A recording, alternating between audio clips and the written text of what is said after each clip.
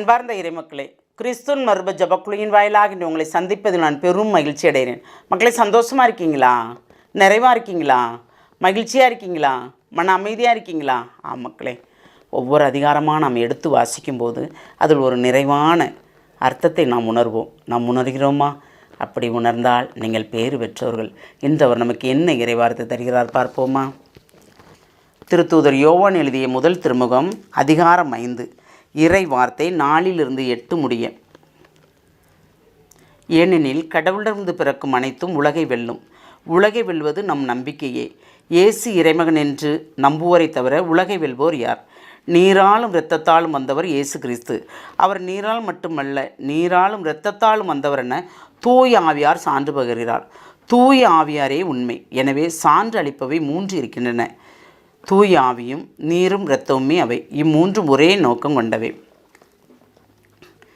இயேசு இவ்வுலகிற்கு வந்து நமக்காக தன் உயிரையே கொடுத்தார் இல்லையா?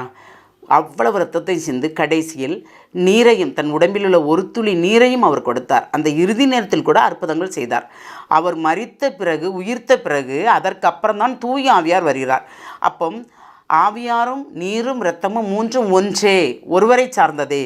தந்தை, மகன், தூய ஆவி மூவருமே சேர்ந்து இணைந்து நம்மளை செயல்படுத்துகிறார்கள்.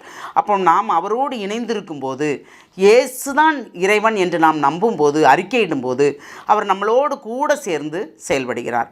அப்போ அவர் செயல்படும்போது, அவருடைய வார்த்தை ஒவ்வொன்றும் பிறருக்கு விளக்கி கொடுக்கும் போதும், அந்த நன்மைகளும் தீமைகளையும் பகுத்தறிகிற தன்மை தரும்போதும் நாம் ஆவியாரை குறித்து சான்று பகர்கிறோம். உண்மையா? ஆம். ஏனென்றால் நடந்ததை அனைத்துக்குமே நான் சாட்சியாக நிற்கிறேன் என்று சொல்கிறோம். எத்தனையோ சாட்சிகளை நாம் பார்த்திருக்கிறோம் இல்லையா? இறைவன் நம்மோடு இருந்தால்தான் நாம் சாட்சி சொல்ல முடியும். இறைவன் இல்லை என்றால் நாம் சாட்சி சொல்ல முடியுமா? முடியும். ஏனென்றால் அவனும் சாட்சி சொல்ல வைப்பான். அவனும் பேசுவான். பேசுவதை அறிந்து கொள்வது தூயாவின் மூலம் நாம் நிலைத்திருந்தால் தான் அதை கண்டுகொள்ள முடியும். தூய ஆவி பேசுகிறாரா, தீய ஆவி பேசுகிறதா என்பதை நாம் கண்டுகொள்ள முடியும். நாம் தூய ஆவியோடு இணைந்திருக்கும்போது இயேசுடைய திரு இரத்தமும் நீரும் நம்மளை பாதுகாக்கும். அந்த திரு இரத்தம் நம்மளை எப்படி பாதுகாக்கிறது? கல்வாரி பலியின் மூலமாக நம்மளை பாதுகாக்கிறது. அந்த கல்வாரி பலி நம்மளை ஒவ்வொரு நாளும் நம்மளை புதுப்பிக்கிறது.